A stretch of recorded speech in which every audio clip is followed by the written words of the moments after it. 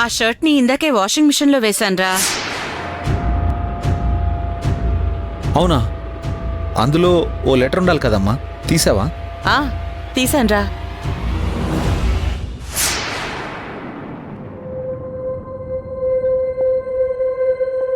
కానీ అది లెటర్ కాదు, కిరాణా సామాన్ల లిస్టు. సరుకుల లిస్టా? అది నా లంచ్ బాక్స్లోకి ఎలా వచ్చింది? మార్నింగ్ నేను సరుకుల లిస్టు ప్రిపేర్ చేసి డైనింగ్ టేబుల్ దగ్గర పెట్టి ఫ్రెష్ అవడానికి వెళ్ళాను.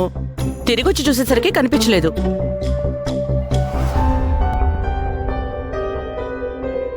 ఇల్లంతా ఎంత వెతికానో తెలుసా? ఎక్కడ మిస్ అయిందో అర్థం కాలేదు. తీరా నీ షర్ట్ వాషింగ్ మిషన్ లో వేసేటప్పుడు నీ పాకెట్లో దొరికింది. కానీ నేను లంచ్ ప్యాక్ చేసేటప్పుడు నాకు ఏ పేపరు కనిపించలేదు. నువ్వు ఏదో పరచానంలో ప్యాక్ చేసుంటావు రాధా. బాక్స్ కి పేపర్ అంటుకుని ఉంటుంది. నేనింకా రాధ నాతో డైరెక్ట్గా మాట్లాడలేక తను చెప్పాలనుకున్నది లెటర్ రాసి పెట్టిందేమో అనుకున్నాను.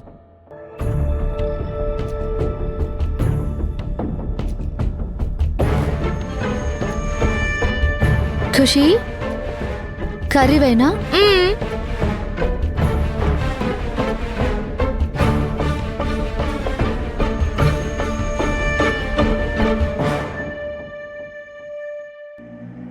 లెటర్ చదివి మామయ్య రాధ మీద నిప్పులు చెరుకుతాడు అనుకుంటే ఆ భవానీ వచ్చి నీళ్లు చల్లి వేడి మొత్తం చల్లార్చేసింది. రాధకి సపోర్ట్గా ఉంటానని చెప్పింది కదా నందిని.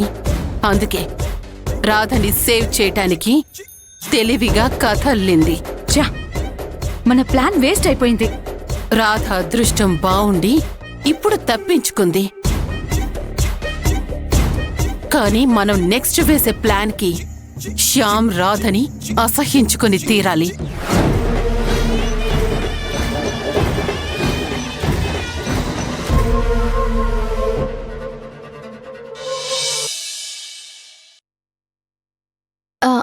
అత్తయ్య, మీరు కూడా కూర్చోండి, భోంచేద్దాం. మావయ్య గారు రాలేదేంటి? ఏంటత్తయ్య అలా చూస్తున్నారు? నువ్వు పరిస్థితులకి అనుకూలంగా నడుచుకునే మనిషి అనుకున్నాను, కానీ ఇంత పిచ్చి పని చేస్తావని నేను ఎక్స్పెక్ట్ చేయలేదు రాధా. ఎందుకలా అంటున్నారు? నేనేం చేశాను? అంటుకున్న మంటని ఆర్పాలి అంటే నీళ్లు చల్లాలి గాని ఆజ్యం పోస్తే ఆ మంట ఇంకా జ్వాలగా మారుతుంది. ఎలా చల్లారుతుంది? మీరేం మాట్లాడుతున్నారో నాకు అర్థం కావట్లేదు అత్తయ్య. ఏంటిది? అదేంటో చూడకుండా నేనెలా చెప్తాను? రాసిందానివి నీకు తెలీదా?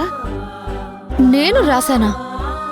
నిన్ననే కదా శ్యామ్ నిన్ను అపార్థం చేసుకుని తిట్టాడని బాధపడి ఇంట్లోంచి వెళ్ళిపోవాలనుకున్నావు. వాడి కోపం చల్లారక ముందే అసలు ఇలాంటి పని ఎందుకు చేసావు రాధా? అసలు మీరు చెప్తుందేంటో నాకు ఒక్క ముక్క కూడా అర్థం కావట్లేదు. ఇది శ్యామ్ పాకెట్లో పెట్టుకున్నాను అని చెప్పిన లెటర్.